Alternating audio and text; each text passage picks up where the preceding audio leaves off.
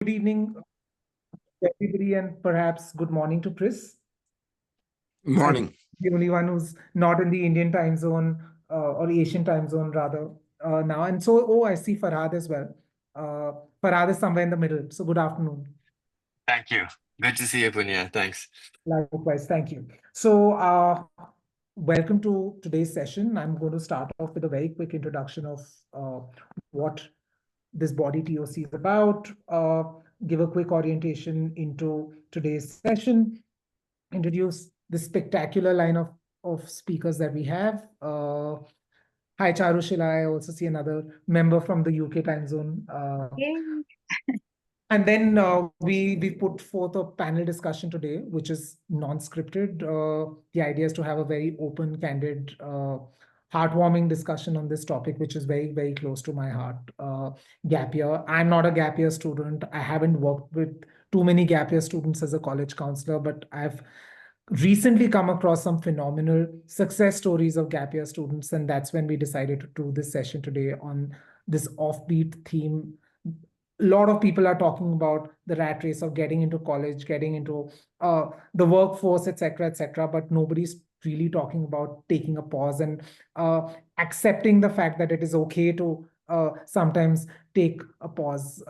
As Pablo Neruda says in his poem, it's okay to count, sometimes important rather to count till 12 and really have that pause moment in your life, introspect what you're doing and recharge yourself towards greater future goals. So with this, let's get started. Welcome, everybody.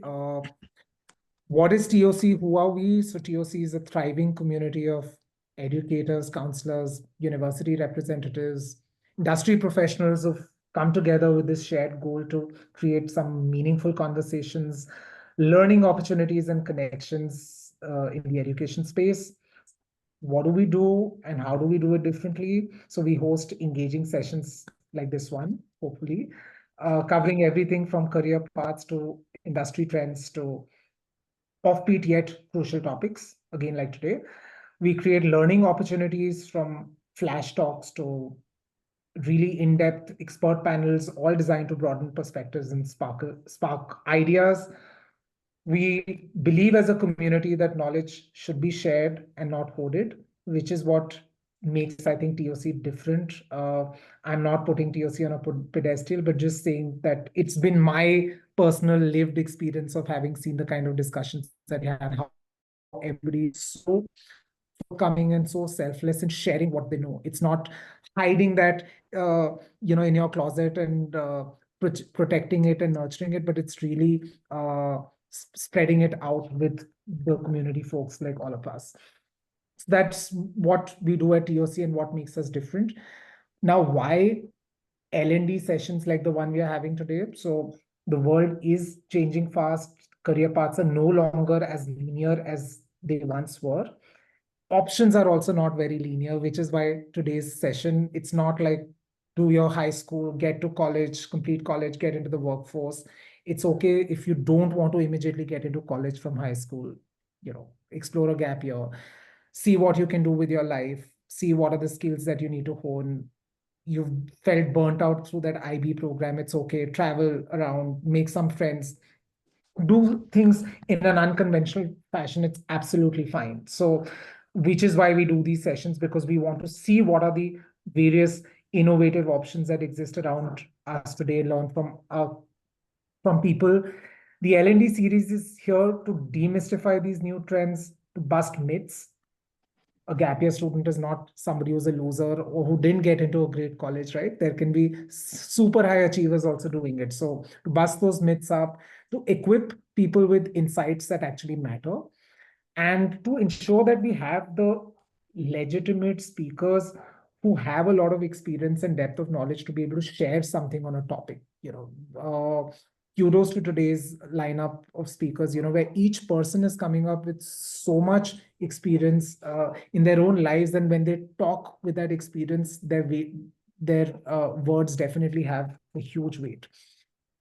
So whether you're a student today, a parent, educator, goal is to make you think, make you question, and most importantly, make informed choices. So with this, I introduce today's session, which is about the whole gap year gamut.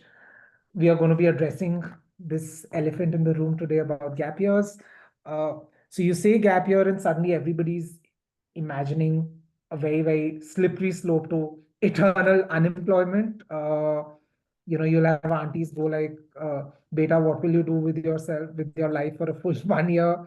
Parents will start googling how to convince my child not to waste their life. Universities will and what about the universities? In fact, they used to, some of them are actually now encouraging it.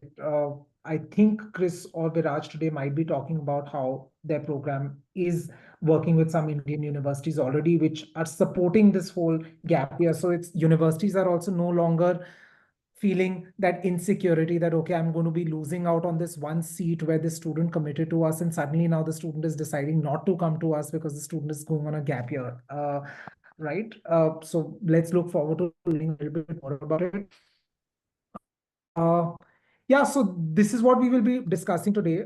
Let me introduce the lineup of speakers. So I'm going to start off with Ms. Sudarshana Shukla. She's an independent guidance counselor currently, and she's been the ex-counselor at Cathedral and John Conn School in Mumbai for the longest. She's indeed a force to reckon with in the counseling industry. If there's any school that has amongst the most stellar reputations sending kids overseas for higher education, it is Cathedral, undoubtedly. And Ms. Shukla has been an indispensable part of this journey for so many kids to realize their dream overseas. So thank you, Sudarshana ma'am, for joining today's session as a panelist. My next speaker is Ms. Meghna Prasad, who's an independent education counselor based in Bangalore.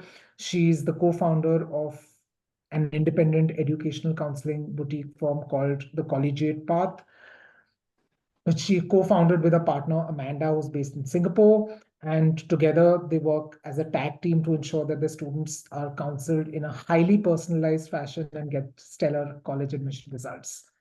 Welcome, Meghna, to the session today. We have Mr. Sagar Siddhanti. I think he's one man who needs no introduction. He's on the AGB of TOC. He's the man behind the TOC website, behind the awards website, and the entire awards function that we had at the TOC second anniversary. Is really the tech backbone, or I would say everything backbone of TOC. He's worked in the past with EduFund, a company that provided easy access to loans for higher education. And interestingly enough, he's also somebody who took a gap year. So Sagar will be sharing some real personal insights about how his life changed in that gap year period. So thank you, Sagar, for agreeing to be a panelist today.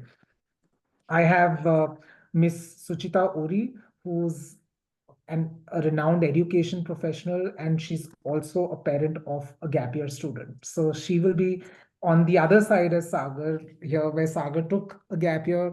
Uh, Suchita is somebody who witnessed her son take a gap year, and she probably can explain how she felt at that time when her son took a gap year. Maybe she was one of those parents that I mentioned in the initial part of my introduction, Googling what is this gap year and how can I convince my child not to take a gap year, but how probably in hindsight now she thinks that it was probably a great decision and how her son's life changed. So she will be sharing that perspective.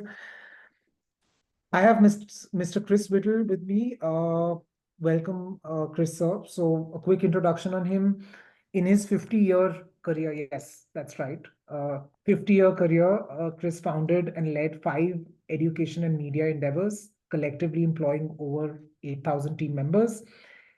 In the mid 1990s, along with former Yale University president Mr. Beno, Chris pioneered America's charter school movement, founding over 100 campuses with 60,000 students.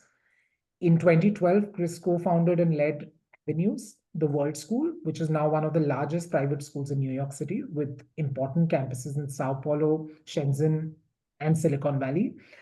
Chris also led the creation of 2 Whittle School and Studio campuses in Shenzhen, and he's one of the few entrepreneurs to found not one but 2 unicorns in the Silicon Valley. And he is the author of Crash Course, a radical plan for improving public education, and inspired by his own year-long post-college circuit of the globe, and by the 180 full ride 5-year scholarships that he funded to his alma mater, which included a year abroad. Chris conceived this absolutely unique program called the Beret Scholars, which he will be talking about from the perspective of how some of the Indian students, because the largest diaspora that we have today is India. And of course, Chris, sir, you can go beyond that and talk about some experiences of other students, that how this whole gap year debate is perceived now among students and parents community alike. And then I have last Mr.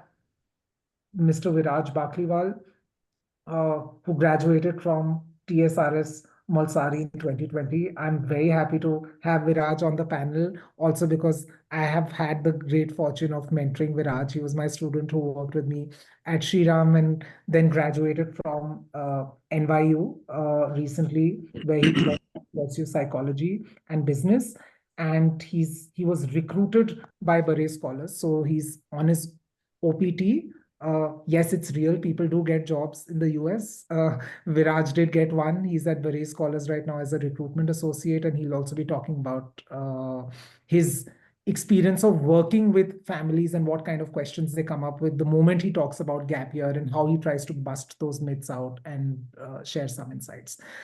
So I'm exhausted now. I'm going to stop talking and I'm going to let the panelists speak. So my first question that I'm going to throw open to the entire panelists, and I'm going to ask each one of them to share very quick 1/2 minute perspectives on, is that gap years are often seen as either a waste of time or a game changer. So, in one sentence, what is your take on the gap year? Taboo versus transformation. Uh, I'm sure that most people are going to say transformation, because why would you say taboo if you're presenting on this topic, but feel as honest and candid and pour your heart out there? Okay, let me start off with the same order that I started introducing the speaker. So over to Sudarshana, ma'am.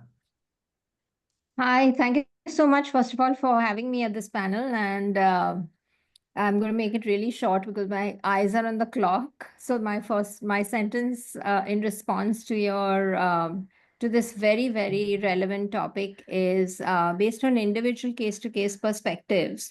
A gap year could be essential, actually, not but very seldom a waste of time, especially if a student is earnest and it has very genuine intentions. In my over 6,000 students that I've interacted with over the last 22 years, I have not seen a single student who has taken a gap year and wasted his time and not gotten back to college richer.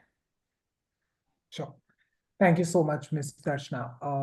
I'll move to the next speaker, Ms. Meghna. So Punya, you became more generous. In the email, you said one sentence, and now you've offered up to 2 minutes, so I'll take it. So Farhad, you and I spoke earlier today. What I didn't tell you was my sad tale of woe. In 1992, my parents offered me a gap year as a quid pro quo. We moved to Belgium for 3 years, but I had just started 9th grade. And they said that if I skipped a grade and finished in one place, I could use that year that I saved to take a gap year. In 1995, they reneged, and I went to college. And the picture behind me is the tree in front of my window at Smith College, my alma mater. I had a wonderful 4 years at Smith, but I will say that I pieced together my gap year by taking a fairly atypical junior year abroad. I did my 3rd year of college in French. In Switzerland, and I managed to work out a 3-day work week so that I had 4 days every weekend to travel. And so I sort of forged my own path. I've held this grudge for many years. And only in 2016, when we started our counseling practice, I found catharsis. And we have actively not only assisted gap year students, we have encouraged gap years. So I will say that we have seen 2 kinds of students: the accidental gap year and the intentional gap year, both have had transformative impact on the students concerned. And I think that the most important value that the gap year brings is increasing their own confidence around making their own choices. And for me, this has been so compelling because the goal is not just to get kids into college. The goal is to make sure that they thrive when they're in college. And college is that vital launch pad for the rest of their lives, right? Not just a career, but as citizens, as family people, as members of their community.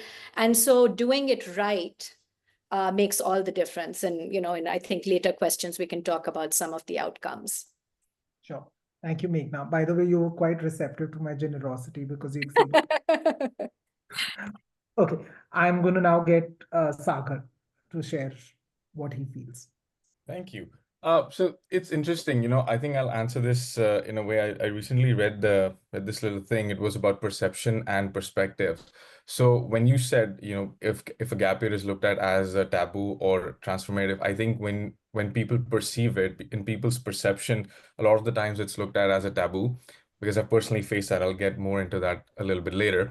But from an internal perspective, from my own perspective, it was transformative. And again, it was an unintended gap year for me. It was never intended. I had a completely different plan.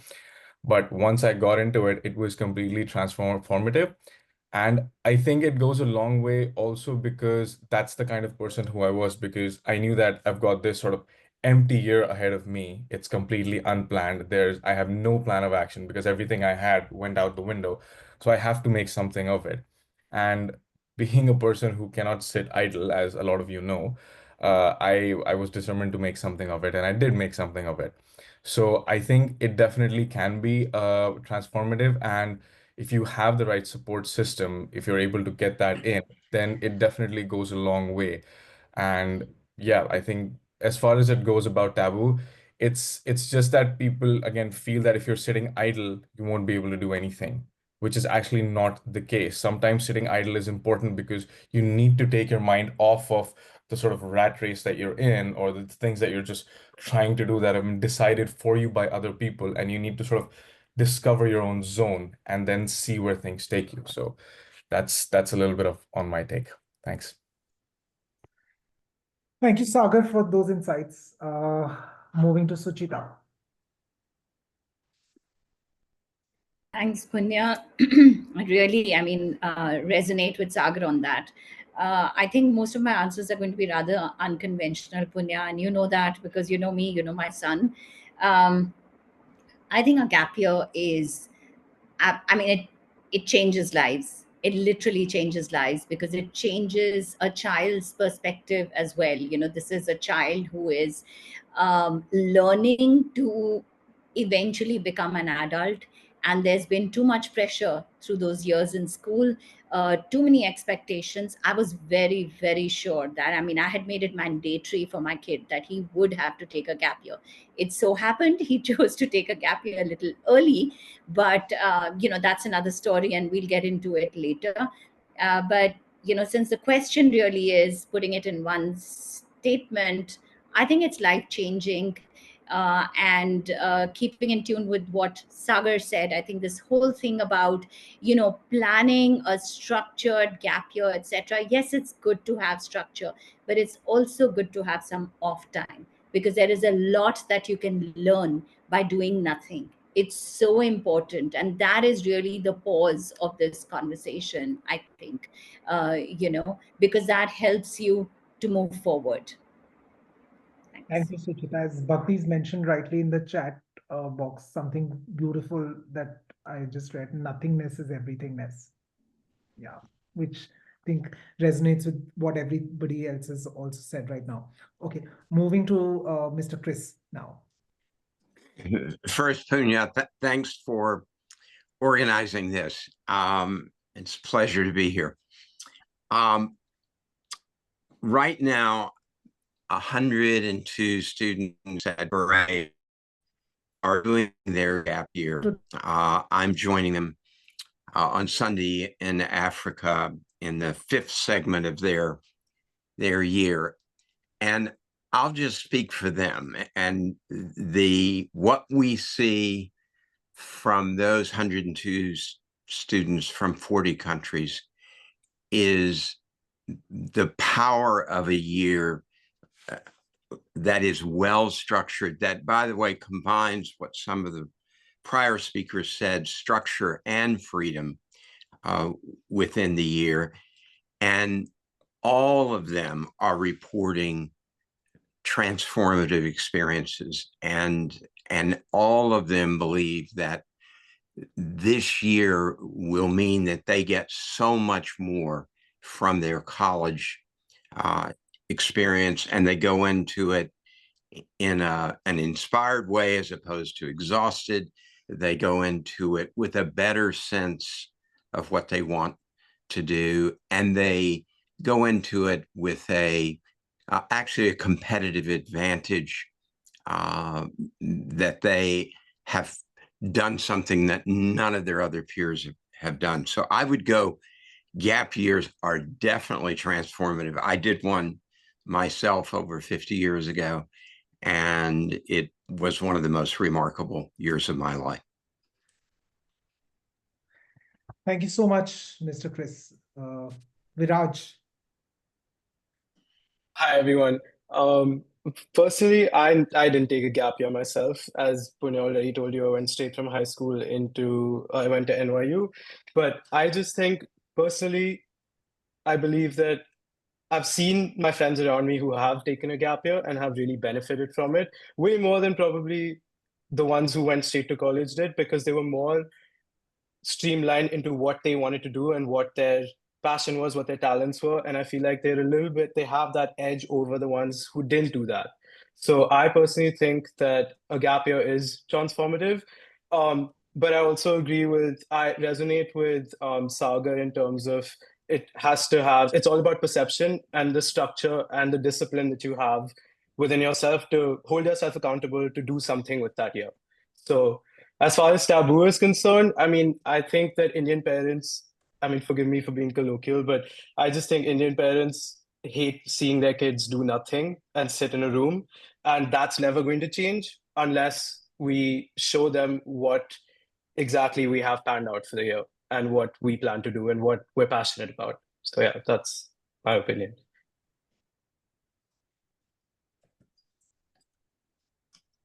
Thank you so much, Viraj, and thank you to all the panelists for setting the tone for this wonderful session that we are having today.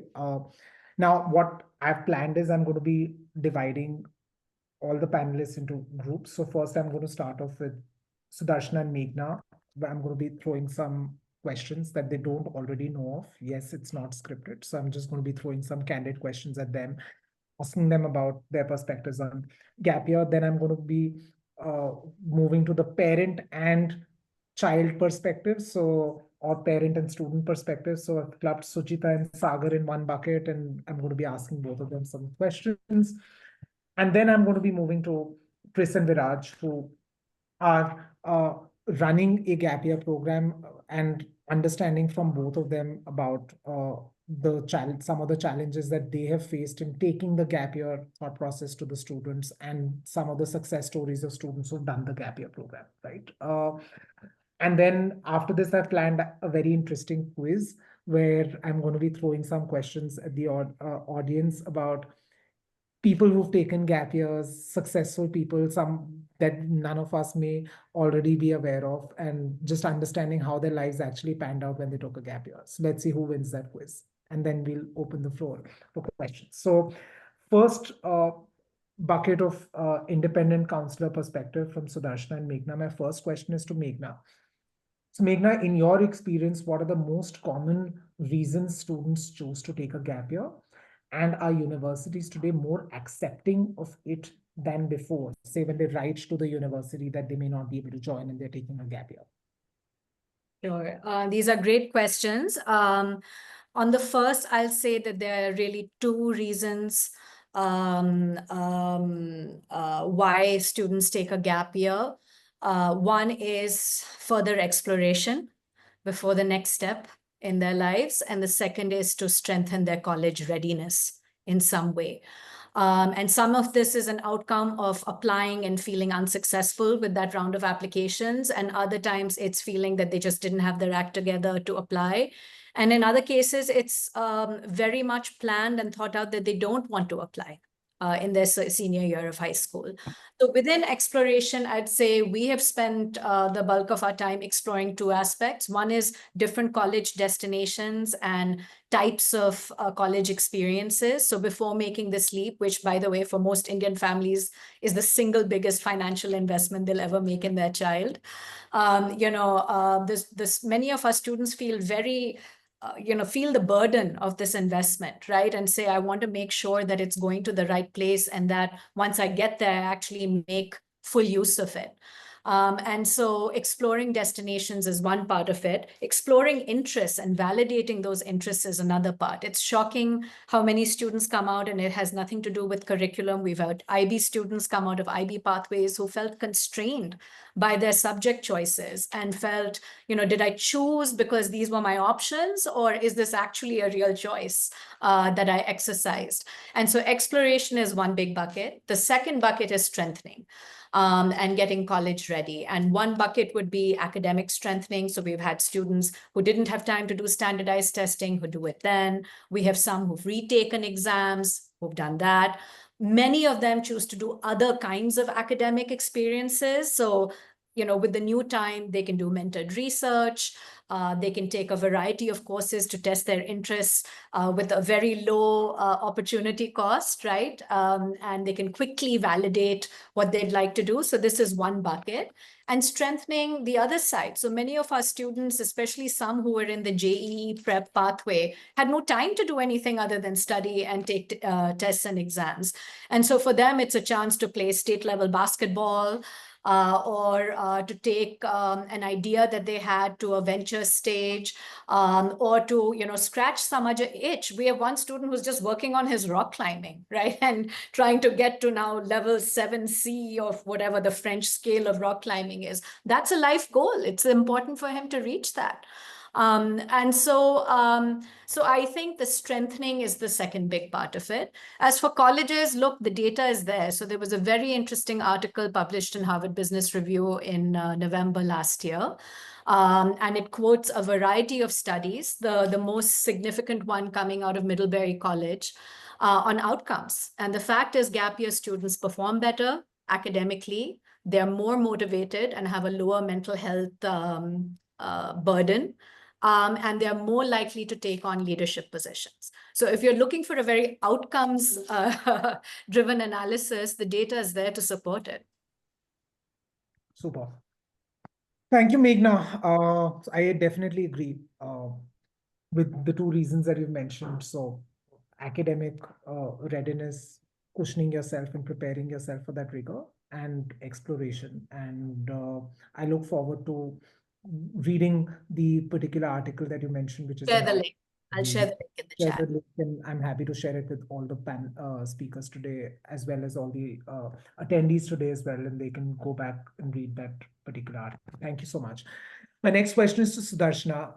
Sudarshana, from your experience, what are some of the biggest misconceptions that you feel parents and students have had about taking a gap year when you engaged with them, and how did you finally have your victory with them in terms of the conviction process? So in response to the first part of your question, I'm just going to quote some conversations that we've had and reactions from both students and parents to sum that part up. I think the most common one I've heard over the years is, what a waste of a year. My child or the student says, I'm going to be left behind. My peer group will move ahead. I'll have to make new friends all over again.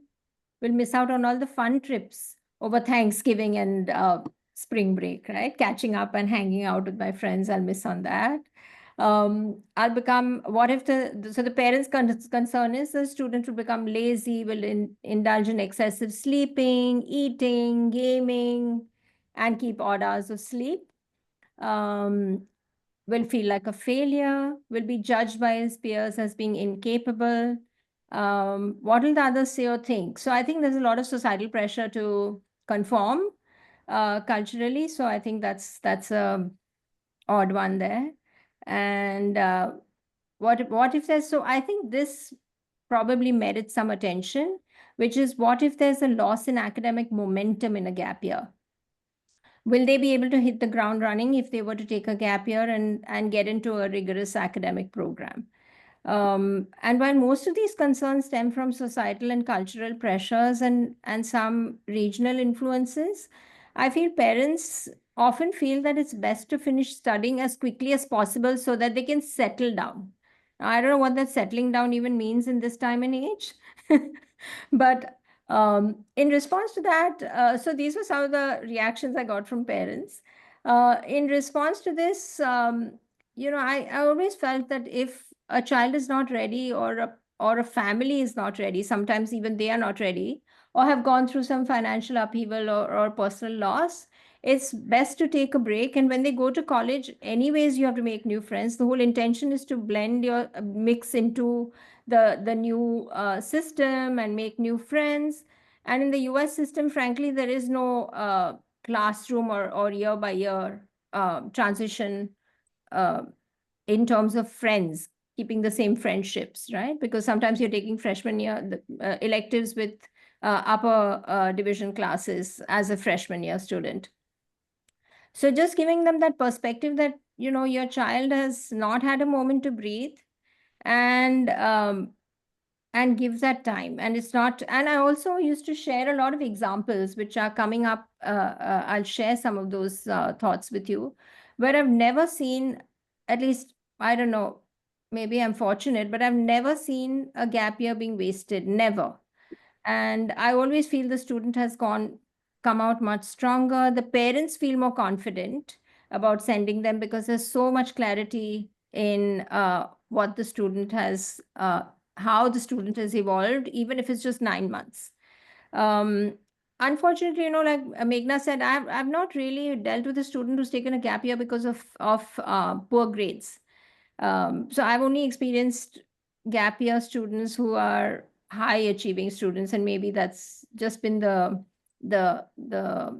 kind of students I've been dealing with so far. So that's my take on it. And parents are very receptive, especially if it comes from a school counselor. Students really are not so receptive if it comes from parents. A suggestion, take a gap year, but if it comes from a school counselor, they're very receptive. Interesting. Thank you, Sudarshana. I've in fact had both kinds of students, the kinds that Meghna mentioned, and some very high achieving students like yourself. And I think it's a lot about collective feedback coming in from different sources: the school counselor, the independent counselor, friends, also the level of progression that you have in your own mindset about this whole gap year program. So very, very valid points raised. Going back to Meghna, one thing that you think students should absolutely avoid during the gap year period if they're on one, and what is that one thing that you think could really make their gap year uber successful? Okay, so I don't know how this has become a version for what is a gap year, but what I would absolutely avoid is this tendency for Indian parents to park their child at an Indian university for a gap year while they apply to the US. That is not a gap year, okay? Going to Flame for 1 year while you're writing your applications to the US is not a gap year. And so I would say that is what to avoid. That is one aspect I would avoid. And we've encountered this more often. I mean, you're all sort of smiling, but it's really unfunny to encounter this because it's exasperating.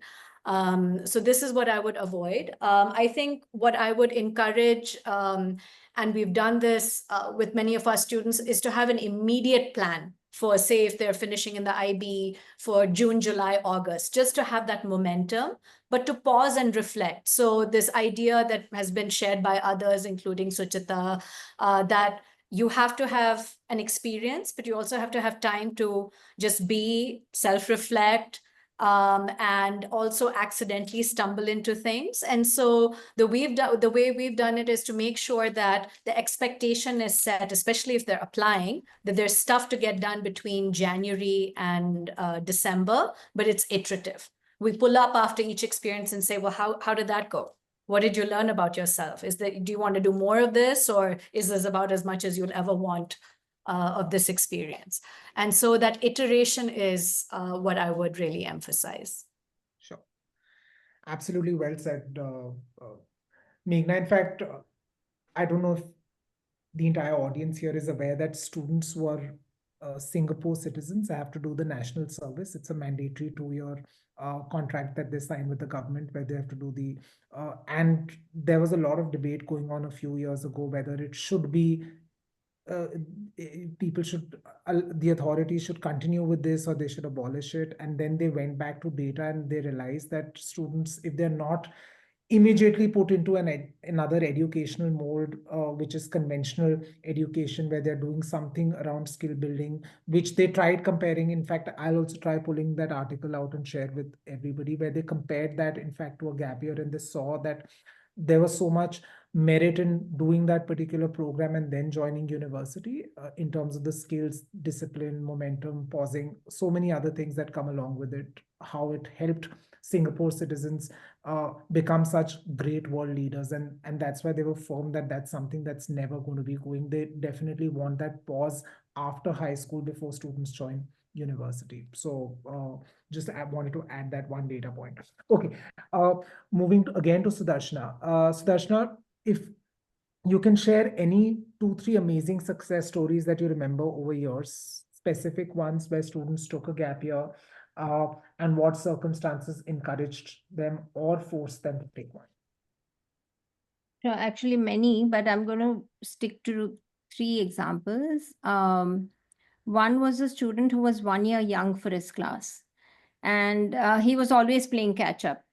I think boys always take a little longer emotionally, as well as getting their act together in certain cases. And he was one of them. So he was actually a whole year younger than his class. So he was always in the middle of the class in his academic performance, and felt very bad because he was very intelligent, had tremendous potential, but he just couldn't cross that extremely competitive benchmark that the school lays out for the kids. And so when I met with the parents, I mean, the student had shared with me that I know I can do better, but I just don't have the time and the bandwidth to catch up. So when I met with the parents, the 3rd or 4th time, I recommended that maybe a gap year would work very well for him, because not only will he have time to grow up and have independent bank account holding age, but he'll also be able to get himself a lot together. He won't feel overwhelmed, doesn't feel that. I think his self-confidence had also taken a beating here. So he needed to take a pause just to get everything in line. And the parents were super cooperative. They instantly agreed. And he actually worked full time during his gap year. So he had a 9 to 4 job. And then he ended up presenting a paper at the World Conference on Sustainability, Energy and Environment Conference in Europe. And he was the youngest presenter there. Can you imagine what that must have done to his self-esteem and morale? He was like on top of the world, and he applied only to 8 colleges, very confident now, didn't want to apply to the 12 that the school allowed. And he got into every single college that he applied to.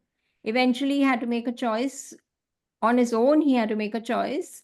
He loved Swarthmore and he liked Stanford equally. And of course, after talking to many people and his parents and friends and peers and seniors, he finished out of Stanford, did really, really well for himself and way ahead of the curve in terms of, I mean, not only did he catch up, but he went way ahead, beyond his own expectations. So this, I feel like, is one of the stories I like sharing with everybody I meet who is hesitant to give themselves a gap year, because I just feel you turn out so much better. You've given yourself time to recover from whatever treadmill you've been on, and you can breathe and get back on track. The second one is actually after having been admitted to Harvard.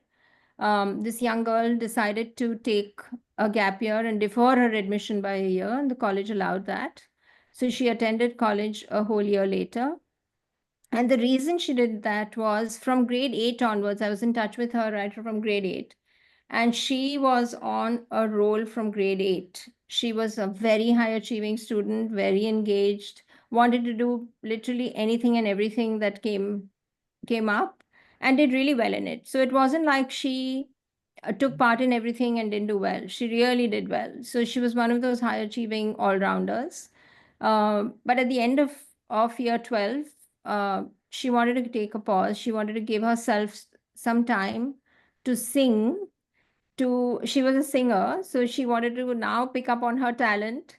And for a year, all she did was travel the world and sang, and did not look at any academics or anything like that. And she attended college. She was one of the first batch of students who actually did the dual degree at Harvard with Berklee School of Music, and that was her goal, and done really, really well after taking that one year of deferral or bridge year.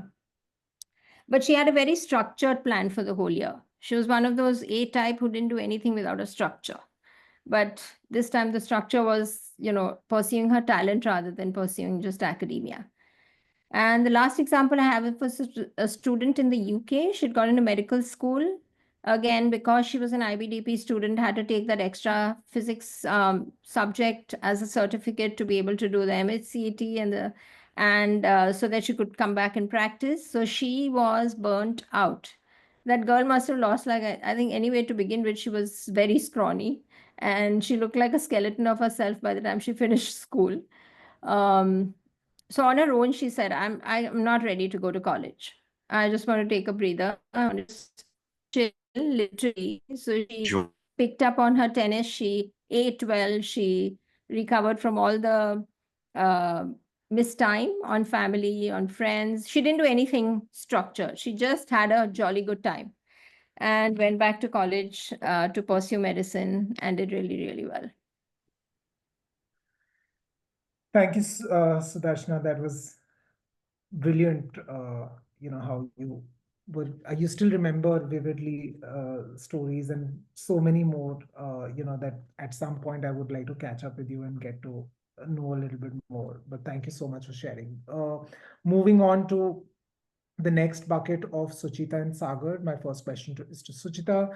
Suchita, as a parent, what were your biggest concerns when Krishna decided to take a gap year, and how did you navigate these concerns? So I think it was very clear in between Krishna and me that he would take a gap year. What was concerning for me was that he came to me in January of the year that he had to take his final, he had to take his IBDP, and he said, I don't want to take my exams this year. So that was a little challenging, and it took me a while to accept that, because I was like, finish your 12th and then take a gap year. But in any case, we decided to go ahead with it, and he did take a gap year. And you know that because you helped him with his A level as an independent candidate after that. But we also have to remember that Krishna is, he's that batch where suddenly when the exams had to happen, the world went into lockdown. So it was a very unique time for a lot of children. And I think what we are missing out in this entire conversation, it's about, I understand it's about gap year and readiness for college, but it's also about readiness for your future and to learn how to equip yourself. My son was dealing with, and I say this as a parent of, what my child went through. And he was dealing with a world that suddenly locked down all opportunities for him. As a parent, I wanted him to have structure. So, because we are all in the same business, there are these community colleges that let you do certain things online. And I insisted he join that so that, he could keep going on with something. But it wasn't a pleasant experience for a lot of students. And my son is very creative. He's into music and writing and photography and things like that. But I think what his time off, and I'm not going to call it a gap year, I can see in the chat also some people are saying call it the discovery year or something. And it doesn't necessarily have to be a year. For my son, it was 2 years, sort of forced on him because of the pandemic. But it gave him time to actually reflect about his whole music journey as well. The reality of it, what the reality, the real life of a musician is, and is this something that he can really build his life on. He went back to reading, he went back to doing a lot of other things and self reflecting. And I think what really helped him through that time was just focusing on mental health. And that is something that we are leaving out of this conversation. I think that is so important, because you're pushing kids from one block of academics to another block of academics, and saying, okay, take a bit of a gap and self reflect and figure out what you want to do in life. This generation is different. This generation does deal with mental health issues. I have seen kids, friends kids, and I'm sure all of you have also come across many students who've been through things like that. I think it really helps them strengthen their way of thinking, so that they don't go down that deep hole where we have found students going. Let's face it, in the last couple of years, even in the current year, we've seen students go down this deep end, and it's very concerning. And I think that is a major part of this gap year, discovery year, to allow them to breathe, to figure out what they want to do. There are kids who categorically they've got through. I mean, he has friends who are doing fantastically well, who literally told their parents that I know I've got through Columbia, I'm not going. I've spent my entire life prepping for going to a fantastic college, but I don't want to be in a room full of people who are smarter than me. And I want to go to party school in the US, which he did, and but he's doing very well. So I think it's really great that these kids are know what they want to do, and we need to give them time to breathe. In this particular case, and I have to say, with my son and his friends, they had the pandemic, so they were forced to take that time off to actually think, and I think it was really good for them. So in terms of concern, I don't think I had any. I felt my concern was that I felt he was taking a little longer, but that really was the situation the world was in. But I'm very happy to see him, take on life in a very realistic manner, and say, okay, music is something that is absolutely something that I can never leave out of my life, but I've got to get real, and I've got to do something that is a proper career path. And he's on that path now. But one thing he was very clear about at the end of that time was that he did not want to go to college. He said that I don't want to spend 4 years moving towards one narrow path. I mean, he knew that liberal arts would allow him to figure out a lot of things, but he was like, I don't want to spend 4 years doing that. I'd rather do shorter courses in areas that I'm interested in. And he came to me and he said, Mom, you're in this business, and can I go maybe when I'm 28 or something? Can I go to college? And I was like, absolutely, you can. So he was like, okay, then right now I don't want to. This is what I want to do. And I'm very proud of him for figuring that out in life. Does that answer your question, Punya? Absolutely. Thank you so much, Suchita. I think there are already, words of appreciation for the points that you've made in the chat box. You should read and get some self-flattery as well. Okay, moving to Sagar. Sagar, in the interest of time, I would request if you can just keep your response to about a minute max. Did you face any skepticism or criticism for taking a gap year, whether it was from friends or family or anybody else? And if so, how did you handle that?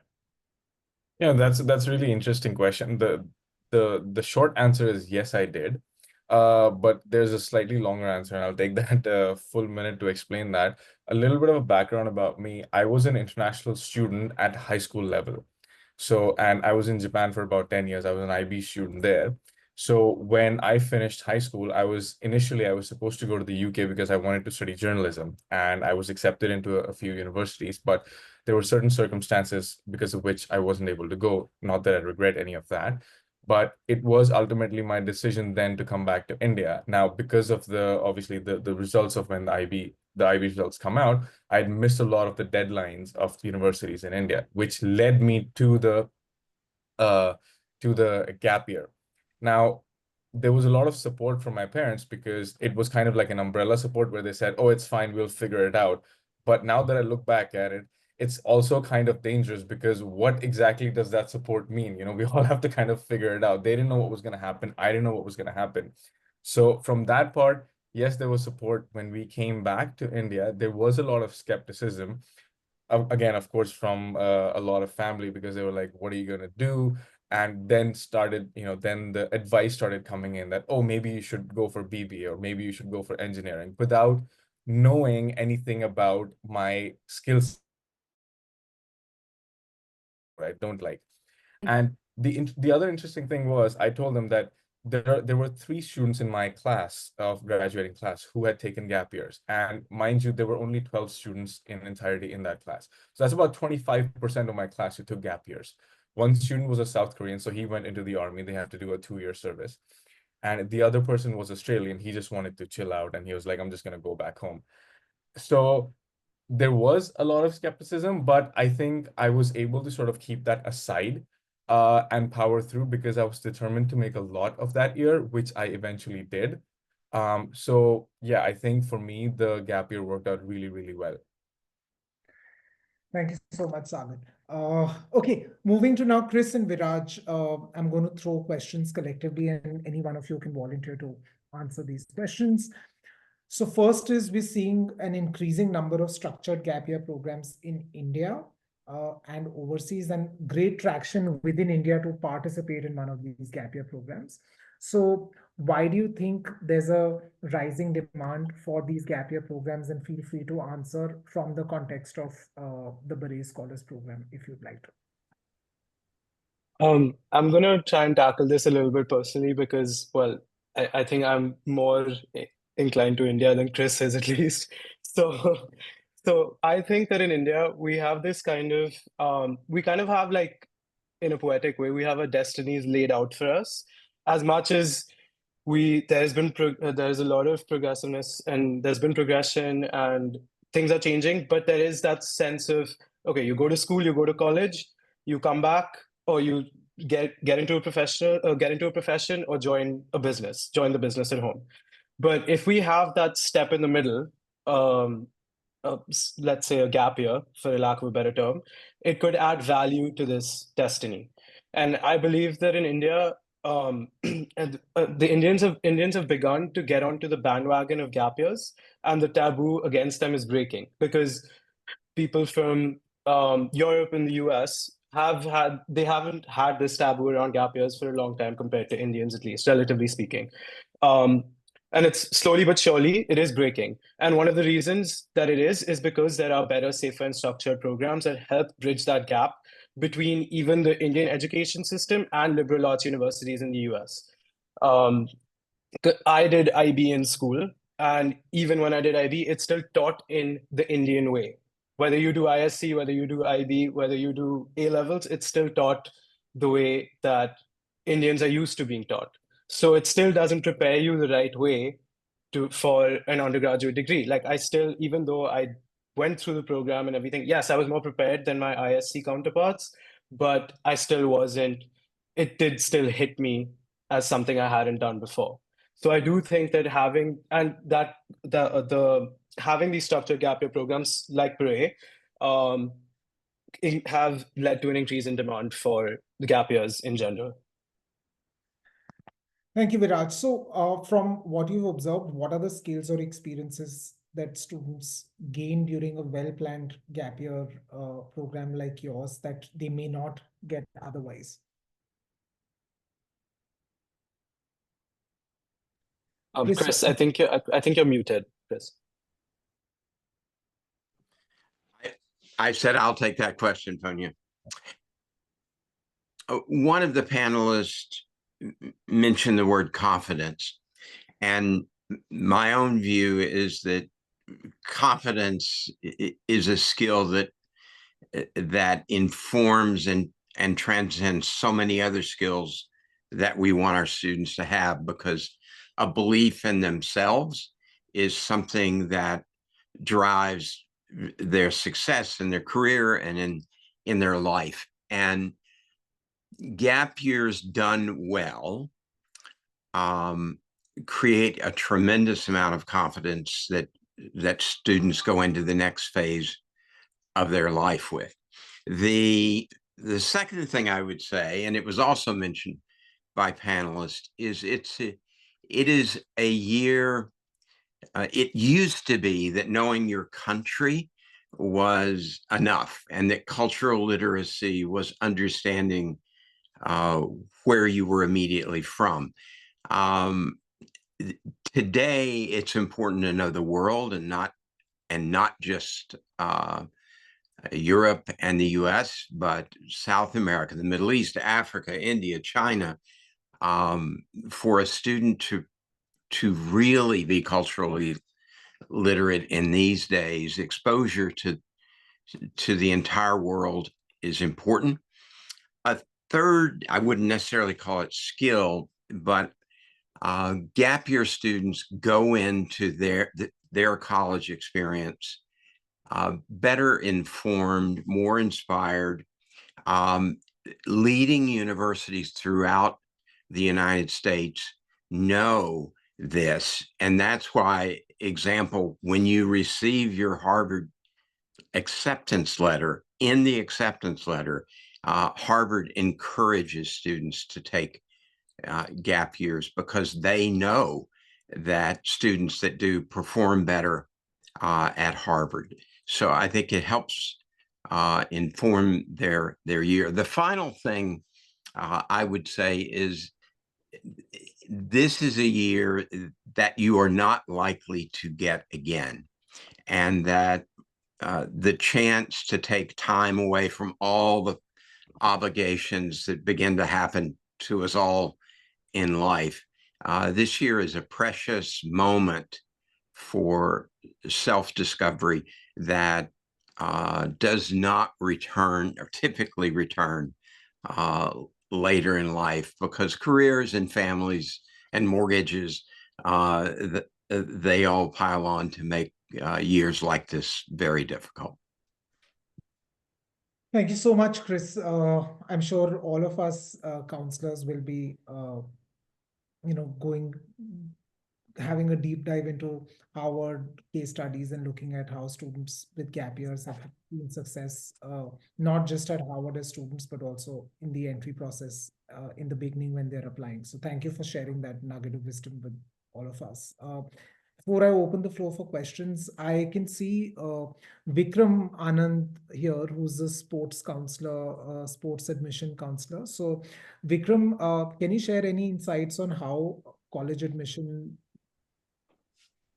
outcomes may vary for student athletes when they're being recruited by the NCAA or otherwise, if they take a gap year vis-a-vis not taking a gap year? Thanks, Sorry. Punya. Yeah, I hope everybody can hear me. Thanks, Punya. It's great to be here on this panel. I've really learned a lot listening to all the perspectives. I'm really glad you offered this question to me, and I want to share my perspective, which is very different than everybody else's. With sports, it works very differently. I completely agree with what everybody said in terms of taking a gap year for personal growth, skill development, academic profile building. Somebody mentioned about taking a standardized test, and all that kind of stuff. Yes, absolutely. But in my experience of working with athletes for so many years, I've rarely seen the needle move in terms of improvement in game by taking a gap year. And I have to be very, very upfront and direct on that and candid on that.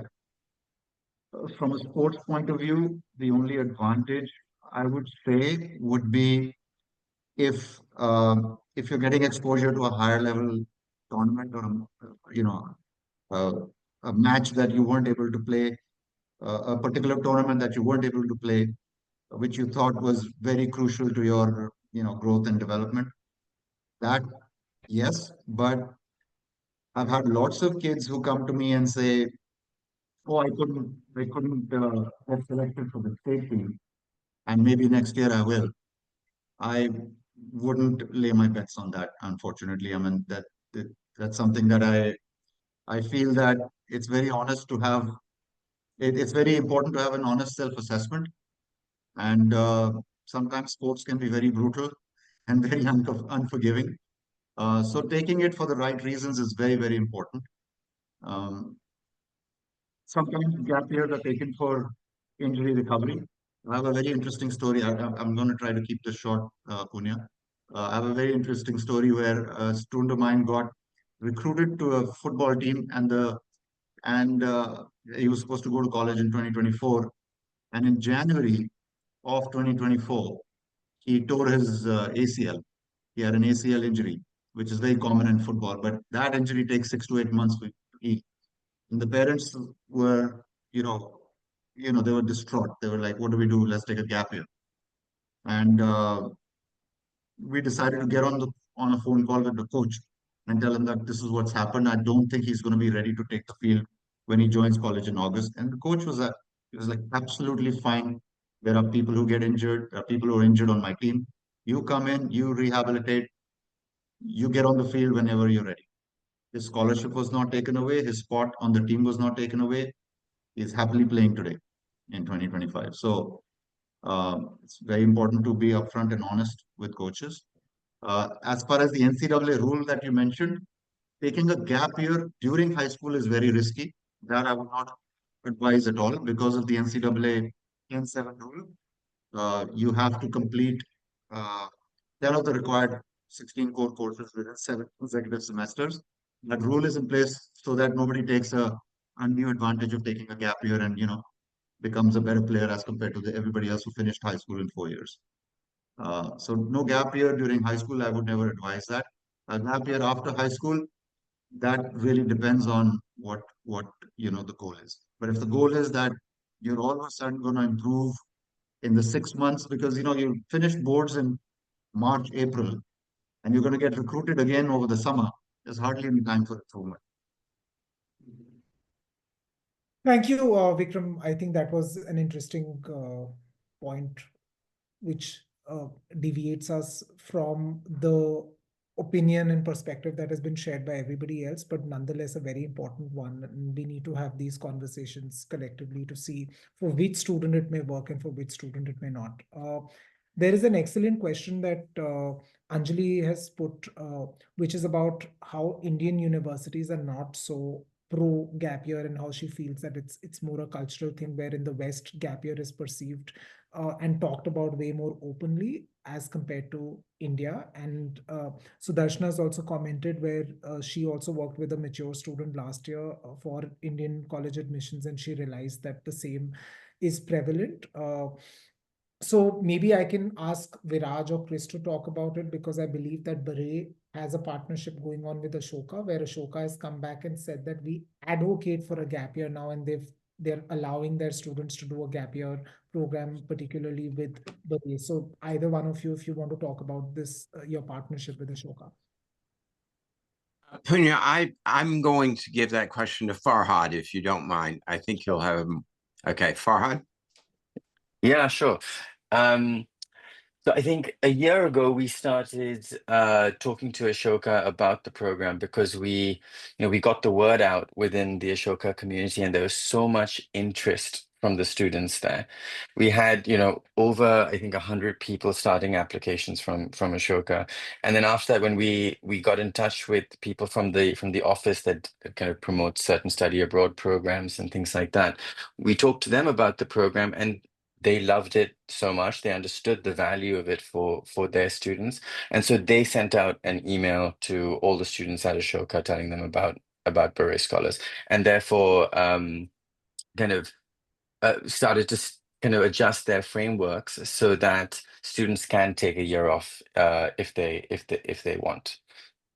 Sure. I don't know about the other Indian universities or Flame or And Kriya or things like that as yet. I asked you guys to talk about it because I know that Beret has a partnership with Ashoka, and I think I do agree partly with Anjali that yes, things are not as open in India as they are in the West. But Anjali and Sudarshana, I think things are changing, which is what I think sets the new age liberal arts universities slightly different from the old age universities, where things are sticky and they will take time, because it takes, there's this whole inertia debate. It takes time uh, for people to change their processes and policies if they've been following a certain policy and have had a certain mindset for the longest time. But yes, things are changing, and with Ashoka following, I'm sure that a lot of other universities are gradually going to follow suit.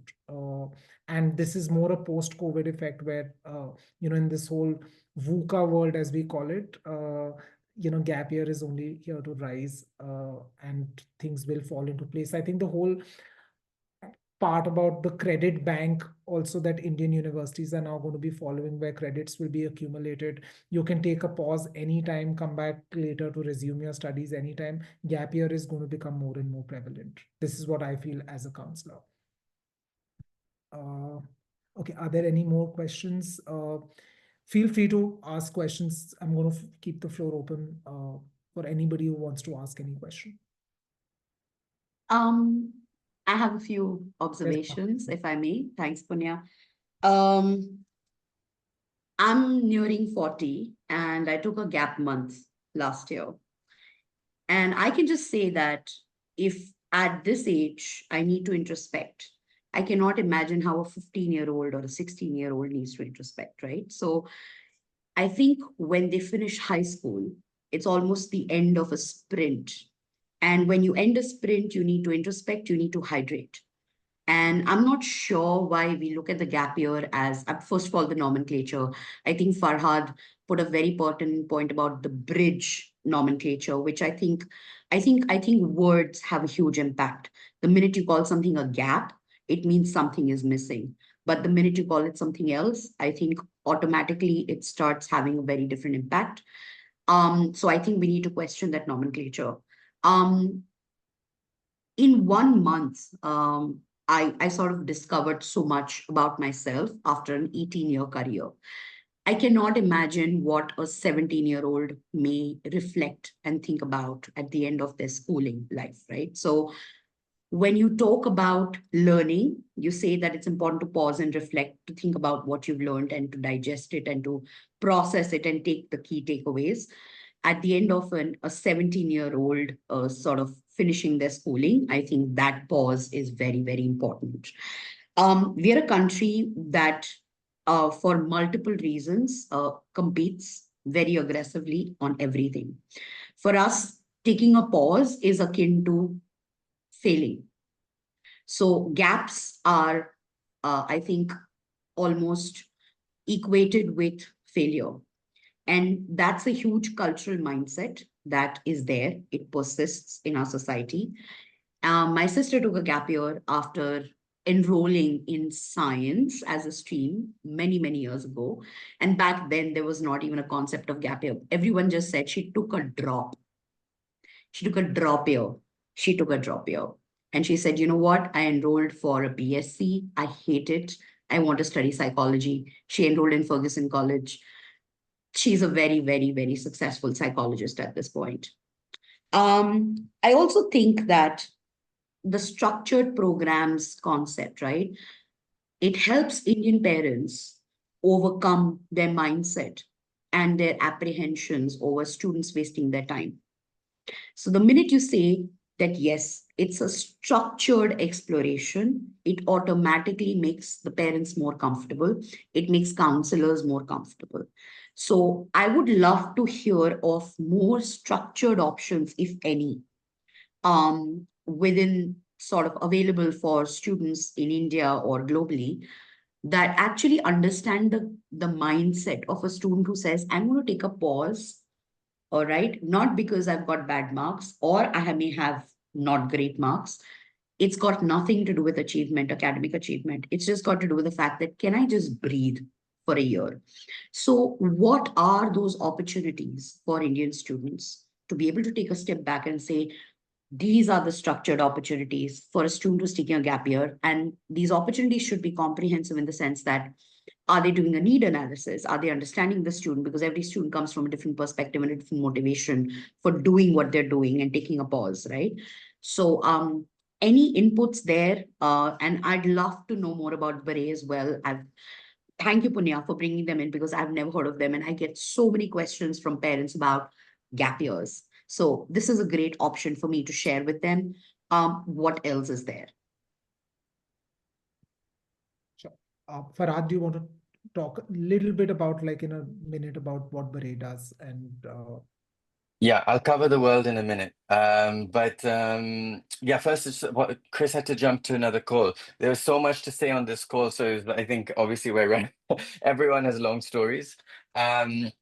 I'd say, Beret's gap year, I think, is unique in many ways, but the two important ways are that one is that it's an entire year, right? So it's like, otherwise, a lot of programs are, either a semester or a few months, and it leaves the student therefore unstructured and at home for the rest of the time, which parents generally don't want. And even a student might not want. What are they going to do for another 6 months waiting to go to college? And the other way in which it's really different is that it's not just one part of the world. The students are going to 7 different regions, so they're spending a month in each place, and it is semi-structured. So this balance of having people attending a program in the morning where they meet kind of leaders from a particular region, and they have seminars in the afternoon, and they have each other, is really important, right? And so, I mean, having faculty and having other students to bond with makes something a program in itself. So I think that's the way in which these kind of structured programs are different. I don't know of any other program that does a full year of activity. I hope that was a minute. yes, Farhad, thank Yeah. you. You economized on time really well, Yeah. and explained the program. So and efficiency both, at their best. Yeah. Yes, even I have not come across a structured year-long program. There are some programs in India also, like there's the Anand program, and there are a couple of more. I'm happy to share the list with everybody, but they're not a year long. And they range from anywhere between 1 month to 6 month programs, and a lot of the programs are just adventure, or just go, and they're more retreats, but not like structured gap year programs in entirety, as Farhad. I think Sudarshana has mentioned a Rotary exchange for a year. Okay. Yes. So Darshana has mentioned there's one program called the Rotary Exchange. We can all go back and research on this program. Or Sudarshana, if Yeah. you remember any snippets of this particular program, feel free to share with everybody. It's actually a full year long program where you get placed at a person's home, and it's an overseas experience, and you get to choose. So they match the student to a particular family, and then you go to school. You do everything that the family does, and you live the life of the guardian who takes care of you for a year, and then you come back with enriched experiences. It's fabulous. But it's sponsored, fully paid for. That's the good part. Competitive though, very competitive. All right. And Farhad, does your program also offer any scholarships, Beret scholars? Because we're talking about 2 programs now. One is fully funded. Let's try and understand, if students want to do a program like yours, what kind of financial support they can get. Because one thing that definitely, puts the parents' eyebrows, up, up above is, what's the extra moolah that we have to spend on it? So I'm sure you would get with those kind of questions. So what kind of financial support does Beret extend to families to make it more viable and comfortable for them to look at the gap year program? Yeah. So we do offer merit scholarships and financial aid. So for the first 2 rounds of admission, we offer need-based financial aid. So that's just kind of very similar to the way you'd apply to any university. You have to submit your kind of income tax records and things like that, and we assess how much a family is able to pay for the program. It's not need blind, but we do offer a significant amount of financial aid every year.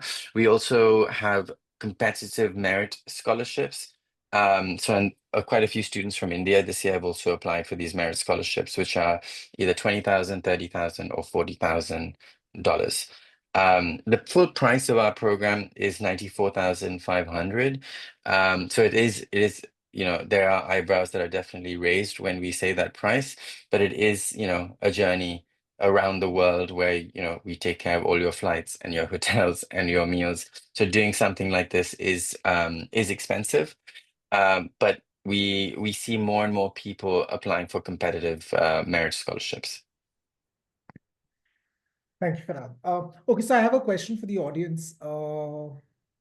Which Nobel Prize winner took a gap year after surviving a life-threatening attack and used that time to become a global education activist? So your options are Greta Thunberg, Malala Yousafzai, Emma Watson, Michelle Obama. Please send me a direct message on Zoom.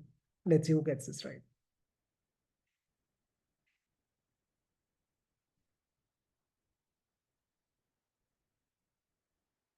It's fastest now wins this prize for this answering this question right. It is Malala. So Malala was a gap year student. Okay, which Hollywood A-lister spent his gap year traveling through Europe, working odd jobs like door-to-door sales in Paris before launching his acting career. So the options are Brad Pitt, George Clooney, Leonardo DiCaprio, and Benedict Cumberbatch.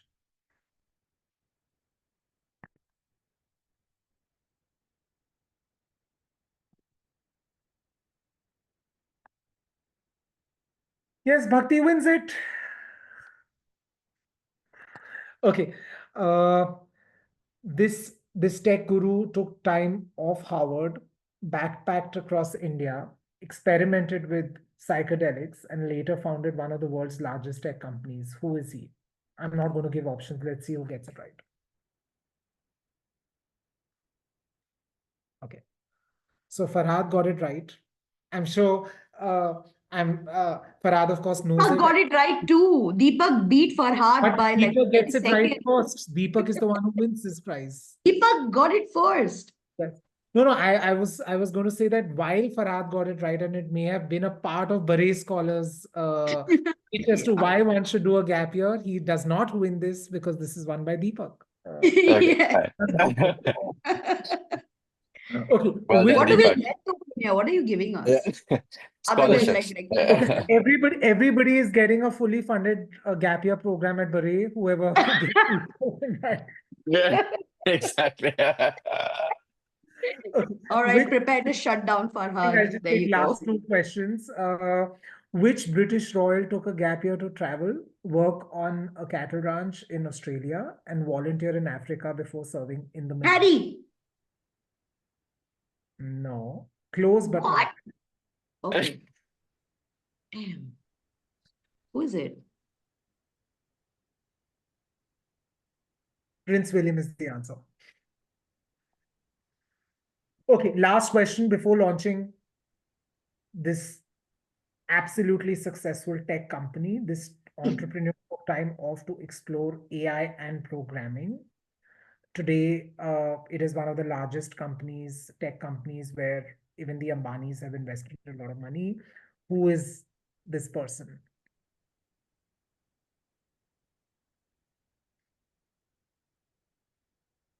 It's not Elon Musk.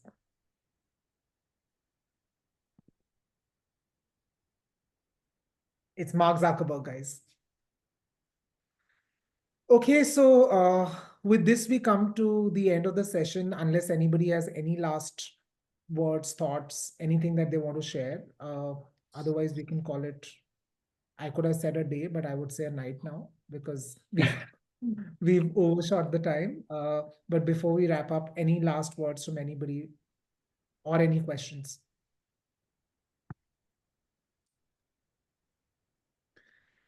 I think we're good. I don't want to be between you guys and your wine/meal. So I'm going to end the session. I would just like to thank all the panelists and attendees today. Thank you so much for making this session super, super interactive. This is amongst the most enjoyable and insightful sessions that I've been part of. Thank you so much to everybody and look forward to more such brave, bold, and out-of-the-box conversations going forward in TOC as well. Thank you so much, everybody. Thanks, Thank you, Punya. Punya. Thank you all. Thank you. Bye-bye. That was great. Thank you. Thanks, everyone.